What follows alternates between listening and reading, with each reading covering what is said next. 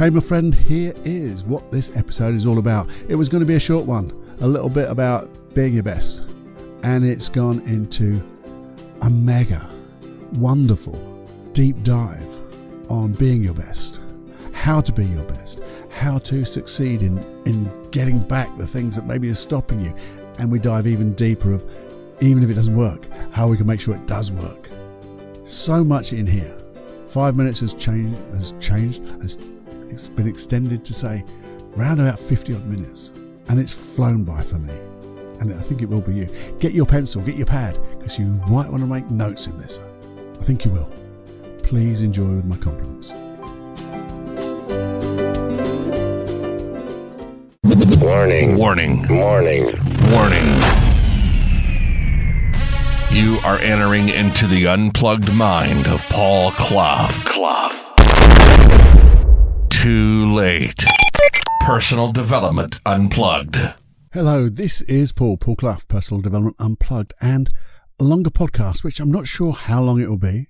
I have a feeling it will be quite a long one, because, you see, initially I was just thinking this particular subject was going to be, well, just a bit of an easy type thing, a bit of a doddle, maybe not as significant as, well, as some posts and some episodes. But the deeper I got into it, the more it became more and more relevant to everything that we do. Now, there is an important bit, and the important bit is right at the very end, where I dive into deeper thoughts really about this subject if things aren't working the way we want them to work. Because we have all these exercises, I give you some hows and things to think about, but if that's not quite working for you, I thought to myself, well, what happens now? Do you just give up? I thought, no, I'll think about something else. So do be aware that we'll go through this, and if it's not quite gelling, or there's something that is like sticking with you in a way that it's not letting you progress, stick through to the end. But here's the thing. I'm sure you know very few people remember who came second place in a competition.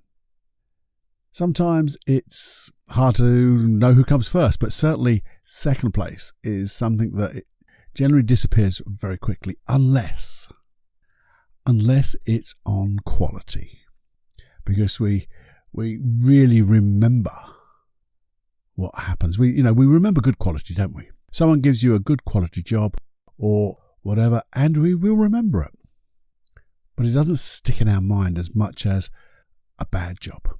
A second best job. That lasts, and it lingers, and it's always there.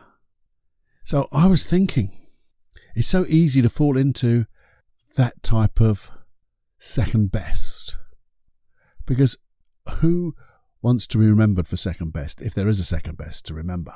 You don't want to be remembered for it, do you?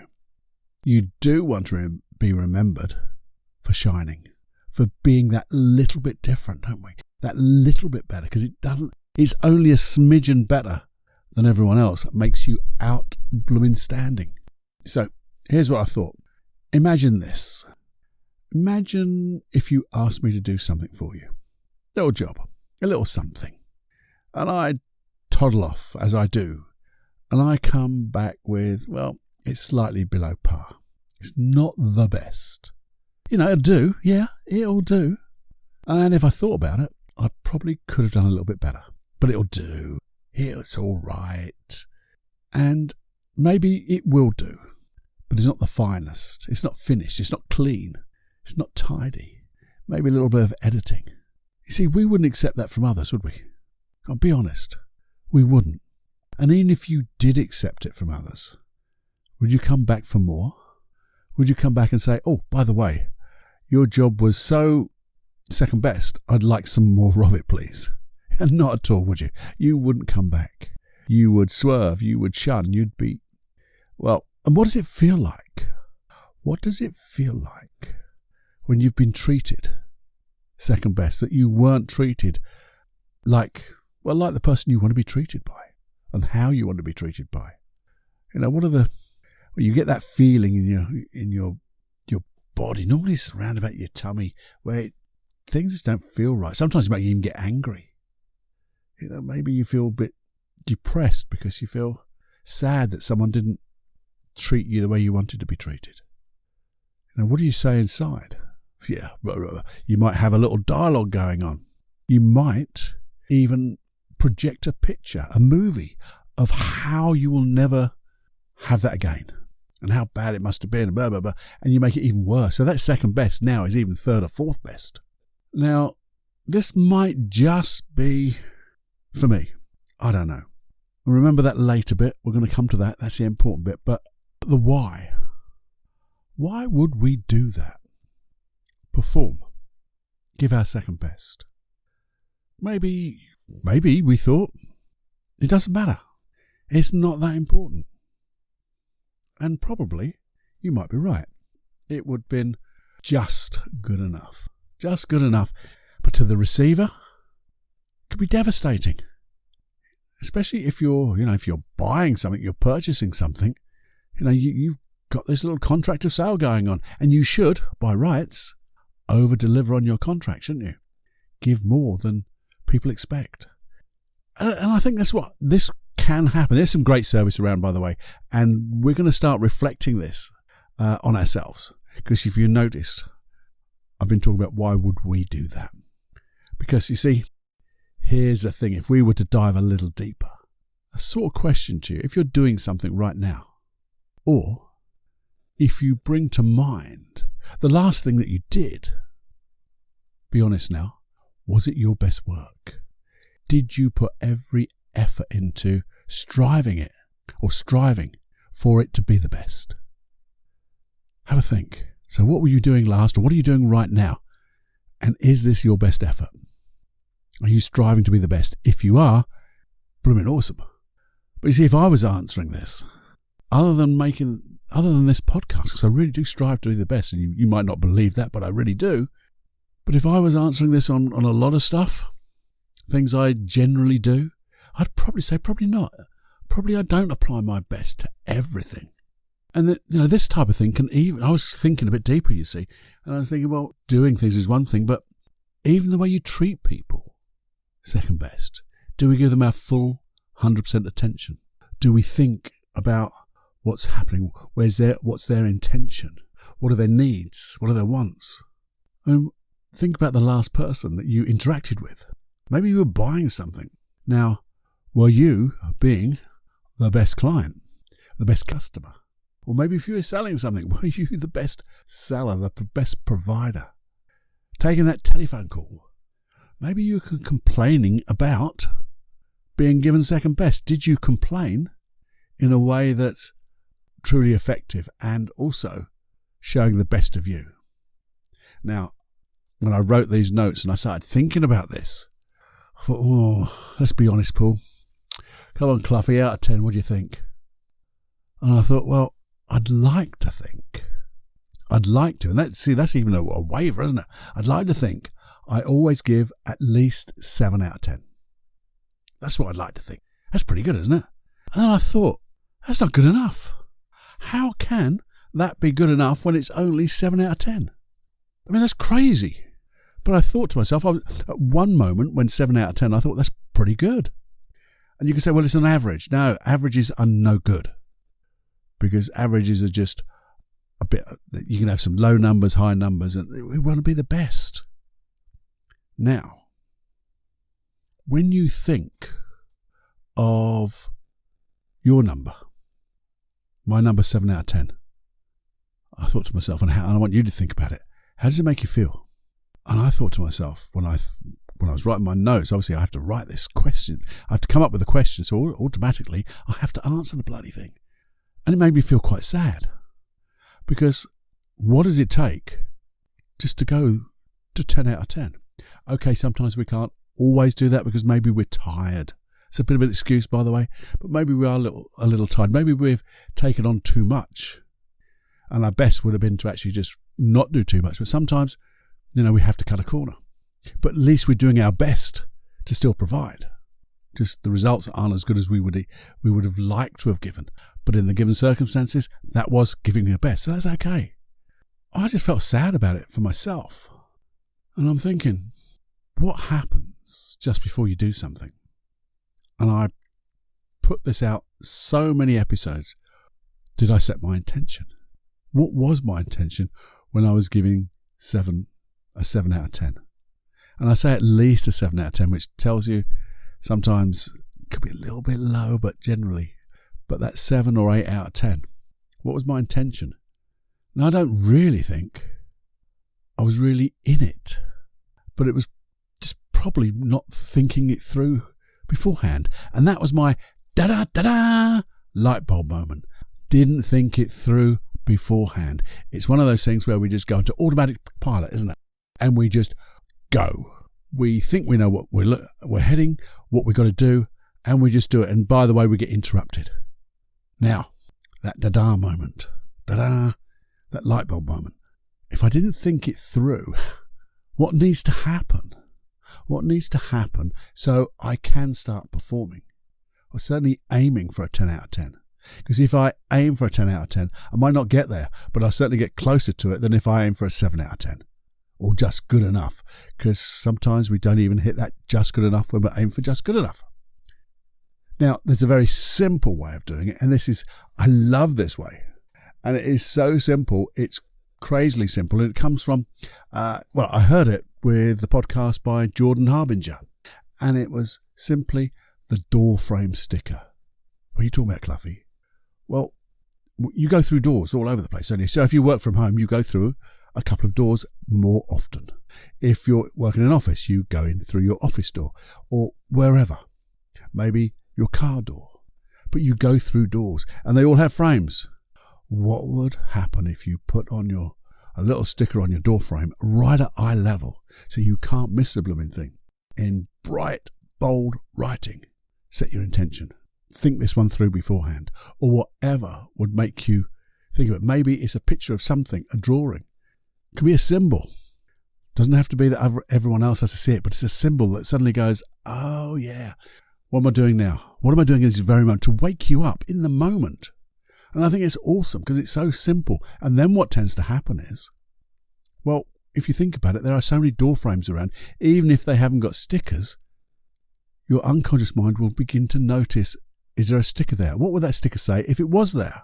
It would say that symbol, or set your intention. Are you doing your best? And it then becomes an unconscious habit, an unconscious trigger, using natural things, natural anchors as they were. Now, what an awesome thing to do. And I think it's because it seems to be ridiculous, but it isn't.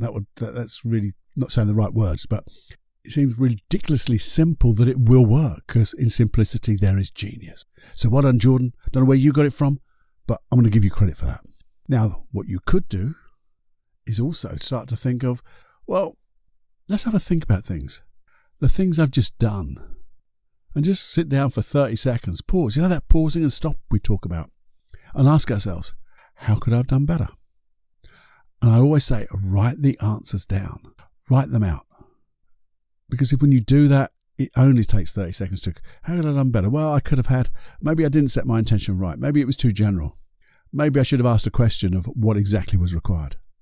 Because when you write these down, they will go deeper into your neurology. And then if you wanted to, and I think it's a good idea, you could just visualize it out. Just visualize and think.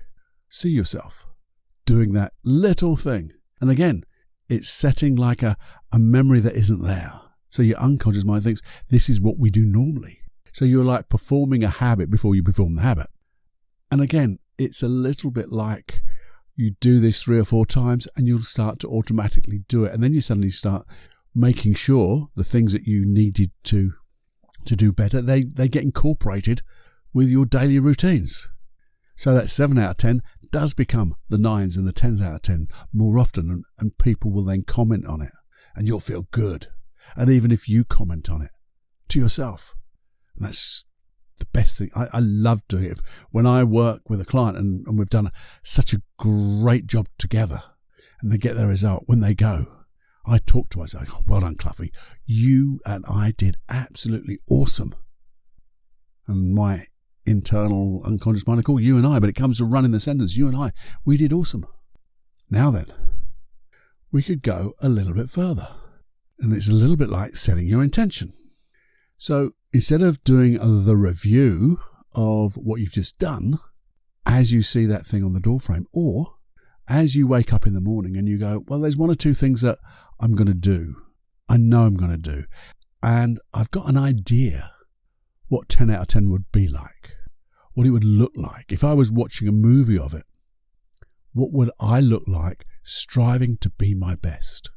Because I'm not going to say be your best, because we always know you never will be your best, because there's always the opportunity to do a little bit more.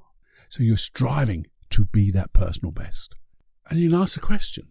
If you've got that particular thing in mind, actually ask, what would it be like to strive to be my best in doing, and you fill in the blank. And enjoy the process. Always put and enjoy the process. Maybe and enjoy the process and learn from it. Two great bits to finish off with. Closes the loop. And then you leave it. What do you mean leave it? Well, what happens is you ask that question and you're asking effectively to your unconscious mind. So you ask the question, what would it be like to strive to be my best when I go and see this particular person? To really enjoy that process and learn. So I can use those learnings in the future. Then you leave it. Well, your unconscious mind starts to go, well, what a brilliant question. Normally, they ask me, what's it going to be like when it fails? What's it going to be like when it's horrible? What happens? But this time they want to know what it's going to be like to strive to be our best. Leave it to me. Now, to finish off that loop, because you've left it open now, haven't you? You've left that loop unending. In the evening, with your glass of water, wine, beer, cup of tea, whatever you choose, or anything, just a breath of fresh air maybe, is you take just 30 seconds at the end of the day. Maybe it's just before you close your eyes to go to sleep. And you review that event. And you review it in a way. You don't have to relive the whole thing, but just review it and say, well, how did it go? Did I strive to do my best? Did I achieve a personal best? How did it make me feel? What was the result like? And I can't guarantee it, but the old Clever guarantee tends to come in. You will outperform what you would have done. And I believe the more you do this, your best just gets better and better.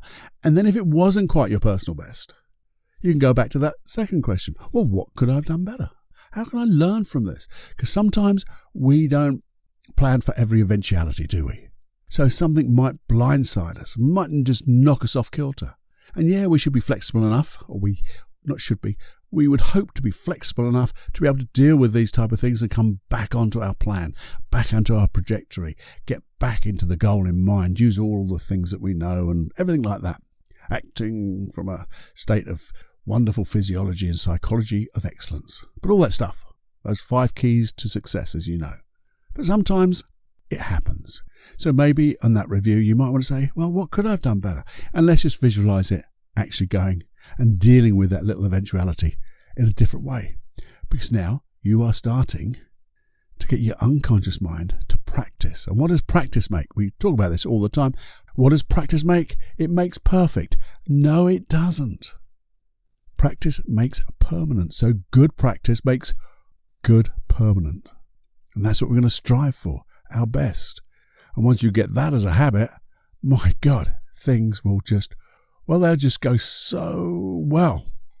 Now, before we go on to the bit I was talking about, the important bit, when we look at all of this, it's not rocket science, is it? It's simple. But the things that work that are simple, and all things should be simple to work with, doesn't mean to say, well, you can just breeze through them, because it takes effort. In fact, you have to be the best you in planning what you're doing. You have to be your best you in setting your intention. You have to do your best you in reviewing, because we're continually, it's like being your best you with every breath you take. So just for a moment, before I dive into that, the important bit, I wanted to think. I don't know when you're listening to this, but just think for the moment. What have you got coming up in your life that you would like to perform at your best? And it can be anything. It doesn't have to be the biggest meeting in the world or a presentation. It could be just maybe meeting somebody or a phone call. Simple as that. And just bear with me for a second then. And let's just bring that to mind. just for a moment, bring that project, that thing, that goal that you have, that little step, and bring it to mind. Just so you know exactly what you're heading for and what you'd like to achieve. And as you think about that, say these words. What would it be like to strive to be my best in this, to enjoy the process and learn, so I can use those learnings and have them available to me whenever I need them? Okay, that's an easy one. Or let's just keep this thing together now. We'll maybe do a different one. I'm going to ad-lib this one. Bring that thing to mind that you want to do. And I also want you to think of how you would like to feel when you're feeling your best. So what if you knew what that success would be, how would it make you feel? Or what would be the best state to have, you think, to have during that thing? So sometimes when I'm working with a client, maybe the thing is I would like to have connection. Or maybe I just like to have all my learnings available. That's my normal one. Everything I know is going to be available to me. So when I make that decision, it's going to be the right decision. So just think, what do you think the best thing, the best state that you would have in that thing you're going to do? And as you think about that, say these words inside. What would it be like to feel, and say those words, when I'm doing, say those words, to strive to be my best, to have all my skills, all the best me available to me, and enjoy that process, enjoy that time, and learn from it. Now, we've done that twice now. What I want you to do is later on, having gone through that time, that event, just sit back for a moment. And as we said, just review it. Did it go better than you thought? Or did it go as well as you planned or you wanted it to? If it did, just have a little bit of gratitude. Maybe ask, I wonder what it'd be like to do that type of thing even better next time, this or something better. Or maybe it didn't go quite so planned and there was a little bit, something came in that you weren't aware of. Just take that moment or two to maybe write down what you could have done better.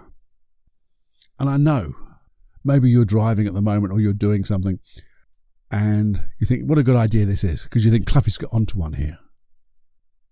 But what you have to do is do this. Knowing it is not the same as doing it. As I've said before, I know a lot of people who know far more than I do about NLP, hypnosis, timeline therapy, all this personal development stuff. They could quote every book under the sun. Intellectually, they know the lot. But when you put them in front of a client, they can't do it because they know it. Knowing is not really, you only really know it when you do it. So you need to do this, put that little bit of effort. And this is what I said, it's simple things. You go, oh, it's simple, I'll do that tomorrow. No, it's so simple, let's do it now because it takes effort to do. And you see, if you, I don't know how I want to put this. If you're going to up your game, and you really want to up your game, little by little, take each little step. And if you do what I'm suggesting here, you are going to exceed, because it's going to go exponentially. It'll start with a little step, and those steps will grow bigger and bigger. And the thing is, you'll be setting habitual habits, because that's what habits are. They're habitual, aren't they? Yeah. But you'll be creating wonderful, positive habits that become your foundation, and then you strive to do better than that. Wonder. Just have a think for a moment. What would that be like if you knew you could up your game, little by little, and really set yourself apart from the rest? Because it is just a little percentage difference that sets you completely apart, shows who you really are. Because those people aren't doing this. They're cruising. They're giving that 7 out of 10.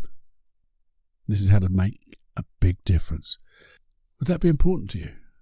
What would it feel like if you knew, when you set your intention, you ask these questions and strive to be your best? What would it be like, feel like, to succeed in that way? To just know that you were improving every time. Wouldn't it make your dreams that much more tangible? Wouldn't your dreams get bigger, better? Wouldn't your goals get so rich that they would pull you through anything. And if you strive to be your best and ask these questions and look back and review, you'd get there. But here's the thing. My note to me about this, by the way, I always have this little note. Why is it important to you? And I think it's that just being your best and striving and being that one little bit better than everyone else will set you apart so your dreams come true. I think that's really important. Well, I hoped it was for you. But to me, it's so important because this simple stuff just makes sense. And it's not complicated because it just makes sense. And then I got to thinking, though, because we could stop now. We could stop right now and go, I've given you the tools. All you have to do is use them. You've got a toolbox now, loads of little bits of tools in here. This one I think is a great one because it sets off everything. And the reason I say it sets off everything, because some of the things I want to be doing in the next few podcasts is diving deeper into some real serious stuff, as well as the little bits and pieces with the 5-minute quickies. But if we're going to dive deeper together, we both need to up our game. Or be on our game. That may be a better way. But I'm going to try to be even up in my game on each one of these. So I'll be thinking deeper. How can I communicate it better? How can I enunciate my words without slurring and all that stuff? And to really get the message across. But the thing is, I thought I could stop now, and there'll be a lot of you will go, yeah, it seems to make sense, and I'll do it. There'll be one or two of you who'll maybe, like me in the past, have said it makes so much sense, I'm not going to do it. Because I don't need to do it because I know it.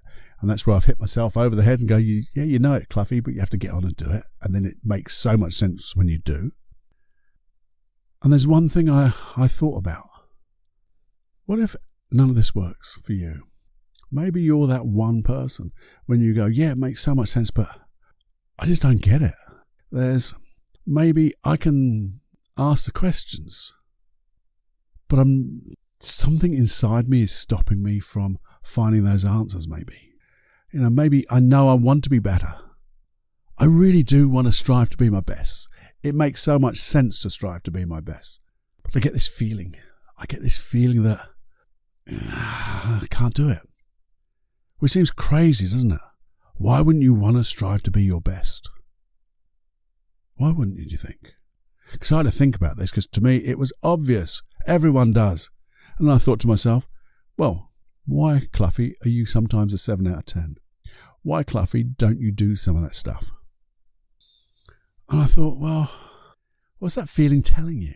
Well, it's like, to me, I'll give you an example. I write in my journal about I want to do something and I'm really looking forward to this and I really would like to do it. And I get that feeling in my stomach. It's always in that same place. And I try to ignore it. But why wasn't it there all the time? It wasn't there 5 minutes ago before I started writing. It wasn't there when I started writing. But just as I started thinking and writing that sentence, I got that feeling. I thought, what's the intention of having that feeling? And it's holding me back, isn't it? That feeling was holding me back. In fact, why? I thought to myself, why is it holding me back? And I thought, well, I don't want to know why. Because why, a lot of the times, will give me my excuses. Why aren't you doing it? Well, it's not the right time of year. Oh, I haven't got enough time. All excuses. But there is one important why. And it's about the belief. Because they're like sort of beliefs. The time's not right. I haven't got time. But they're not the real core beliefs that's stopping me doing it. So I thought, well, to find my intention, what's the belief below this? And the way I do it, I just tend to go into that feeling for a moment. I say, I know you're trying to do something for me positive. I know you have a positive intention. But this feeling isn't, it doesn't feel positive. So I know also there's a conflict because I know the stuff I want to do, it could be really good for me. It could make the difference. But that feeling has stopped me. So I go into that feeling, I just ask, what belief do I have about myself that really makes this feeling so? And that's a lovely thing to do. Just think about that. And when I ask my clients, sometimes they'll go and go, oh, let me think about it. They go, well, don't think about it. Please do not think about it. Because when you think about it, you're going to use your conscious mind. And your conscious mind is going to come up with all those bloody excuses and all the things that I want. Boom. First thing that comes into your mind. The first thing that comes out onto your lips. The first words that come out. And when I do that with a client, they go, well, it's because I'm stupid. Oh no, I mean, for me, it was, I'll get hurt. A lot of the times I was doing, I'll get hurt. And I'm thinking, but the things I'm going to get if I succeed at them, it's going to be awesome. I'm going to have so much fun. But it didn't help, because I still had that feeling of being hurt. Now, for others, and I go for some examples that I've had with other people, when I do my coaching and my client work, some people have the fear of success. So being fearful of being successful. Now, obviously, you got the fear of failure. So you got different people still not doing the same thing, having completely the opposite fears and beliefs about what it's going to be like.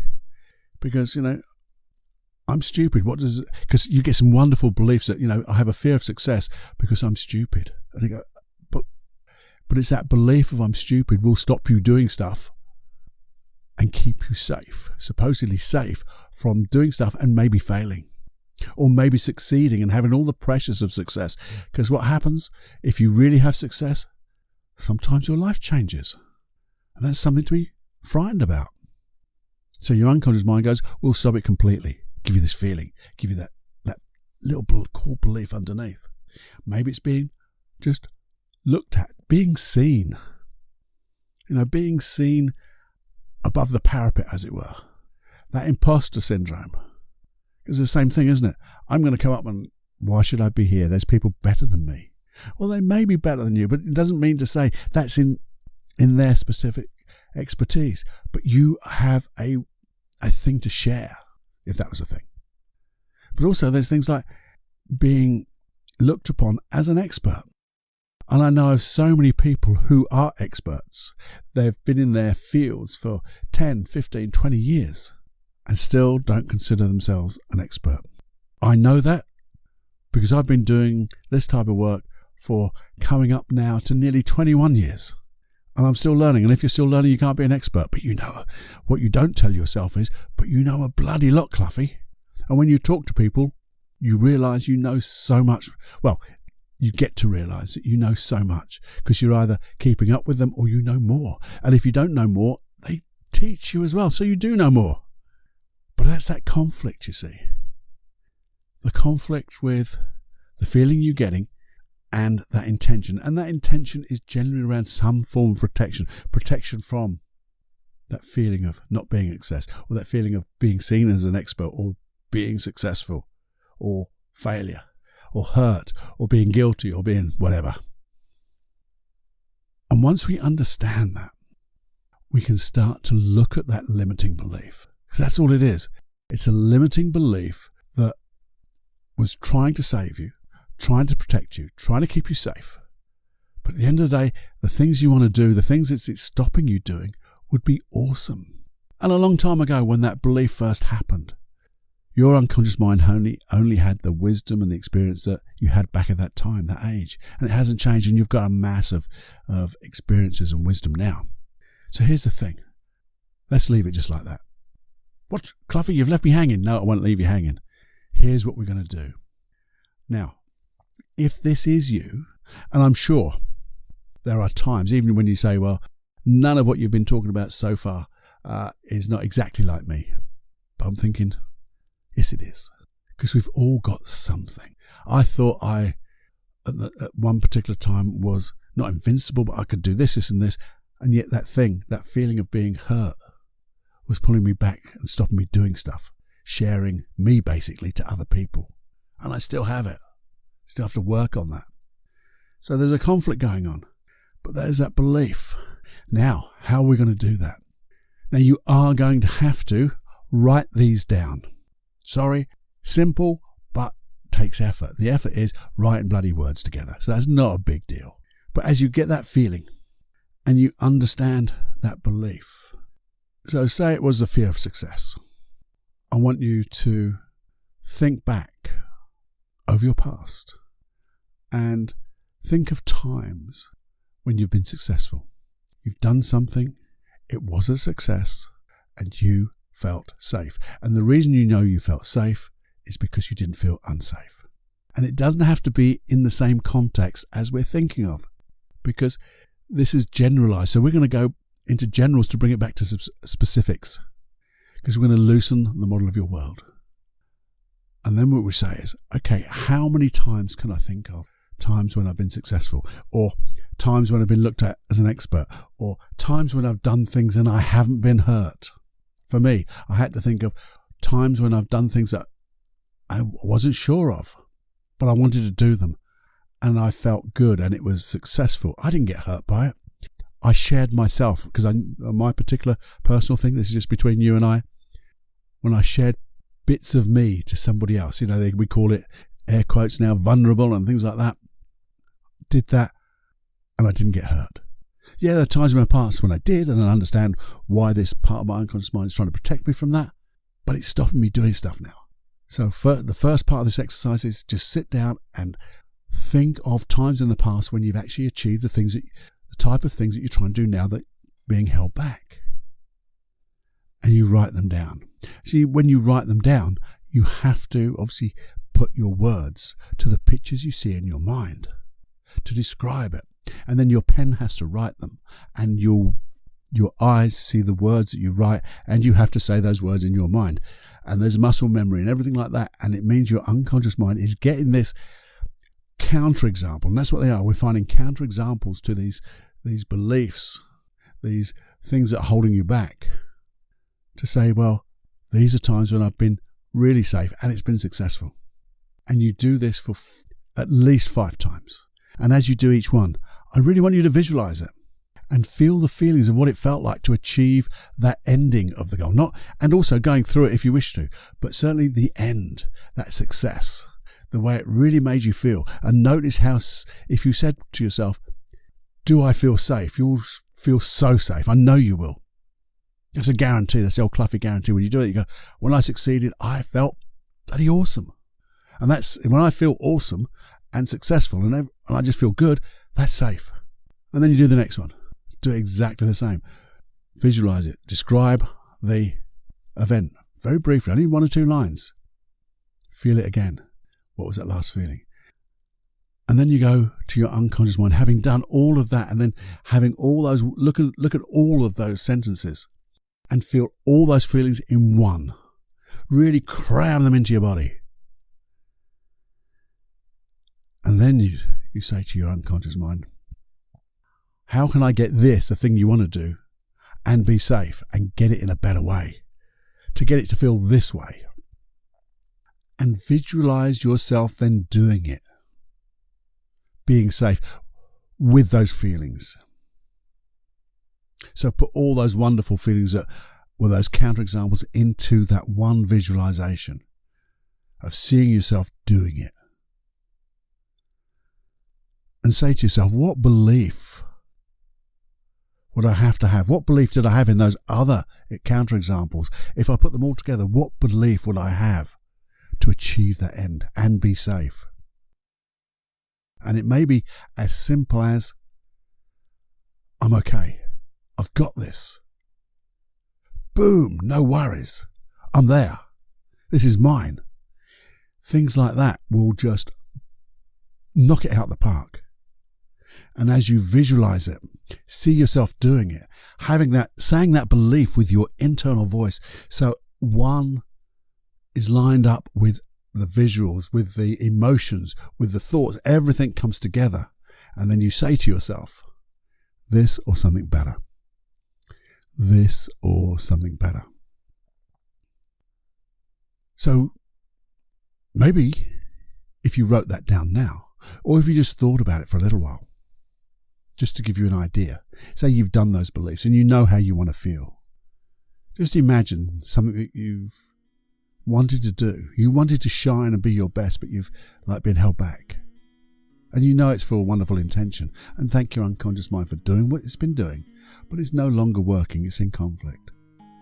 And then just for a moment of time, as long as it's safe to do so, if not, come back to it. Just imagine now, if you closed your eyes, and see another you out there in front of you, doing that thing that you have loved, wanted to do, to be able to do with complete competence and the confidence that goes with that competence. and see yourself with all those wonderful emotions. Knowing that you have that belief that you've got this. This is yours. This is mine. It's going to be okay. I'm loving this. This is awesome. Boom. And when you see yourself doing that and imagining yourself with those emotions and saying that, those wonderful internal positive beliefs, just for a moment float out of your body into that you out there. And notice achieving that success. Go to the very end and feel what it would be like to having achieved exactly what you dream of. And say in the loudest voice possible. If it's an internal voice, shout it out. This or something better. This or something better. And then come back into your body. Open your eyes, let everything disappear. And you can repeat this a few times if you wish. Just rewind it. Maybe I'll do a very short, not hypnosis, but like an NLP process for this. We'll have to see. But then if you want to just repeat it, and just this or something better, and feel it with your whole being. And then go back to the type of things you want to do. To asking those questions, what would it be like? To strive to be my best at this particular thing I'm coming to shortly. To enjoy the process. You see, I want you to have this type of process, this type of thoughts, or these type of thoughts, this understanding. So when we do dive deeper into the more serious stuff, and I'm thinking of things like loneliness, I've talked about this before, suicide, depression. We get a lot of things like when we're so jealous.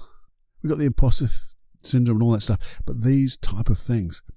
And to do that, and to do it with justice, we can't do it and accept second best. Can't be done. We have to strive to be our best. And to do that, I'm going to do these type of things before I do that podcast on each one of those type of, and before I do my notes, to think deeply about it.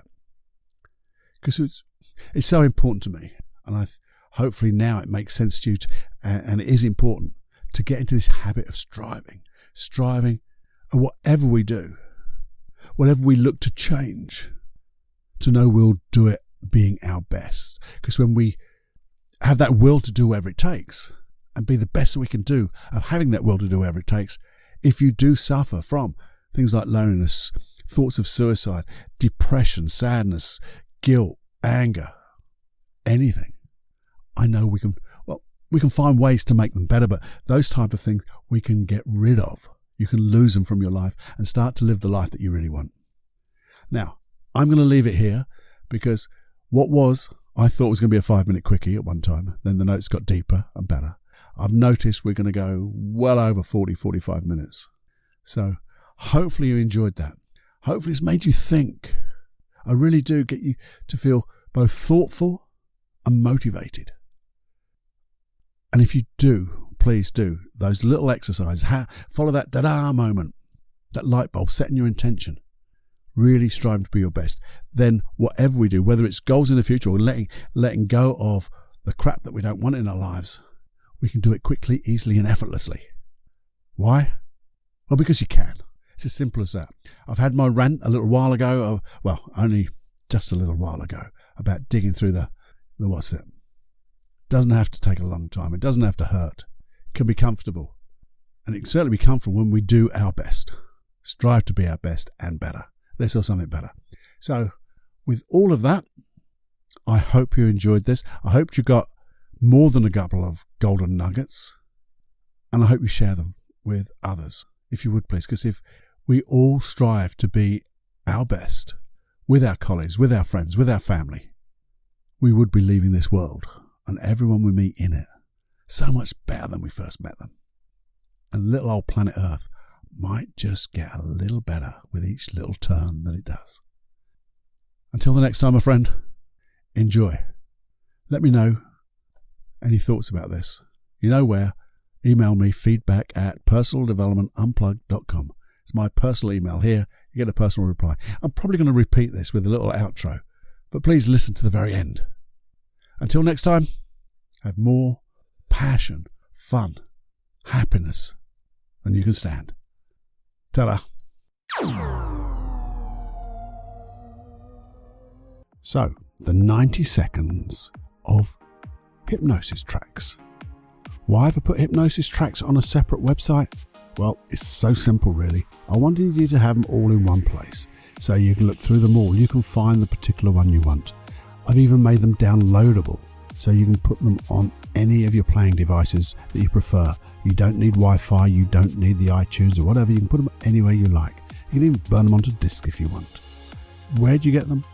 Well, there you go. I told you it's paulcloughonline.com/podcast. If you're worried about your email address, please don't be, because they stay totally safe with me. I only use them to send you out that email and give you access. Simple as that. I send you a link, a special link, so you and only you can access those hypnosis tracks, because I want them just for you. And the other thing about this is you've taken responsibility. I don't want to make these open to everyone, just random. You have taken responsibility to listen and be part of this community of personal development. And I want to help you. I want to help you personally to get your dreams, your goals. And therefore, I'm giving you these tools, these protocols, these paradigms, whatever you want to call them, but in deep hypnosis. So just enjoy. Have more fun than you can stand with hypnosis.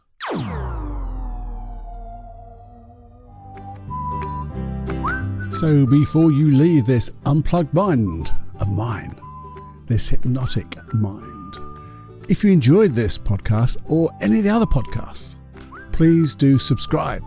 It helps this podcast grow and affect so many more people. And we love to leave everyone in a better place than we found them, and this will help the podcast.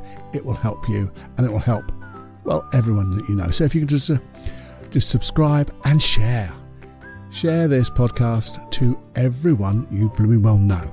That's the only cost. Pay it forward to everyone, and when you do that, boom, we are all going to make a difference to this little old planet Earth of ours and the people in it. But let's make a good world, a nice world. Okay, you can now prepare to leave this unplugged mind.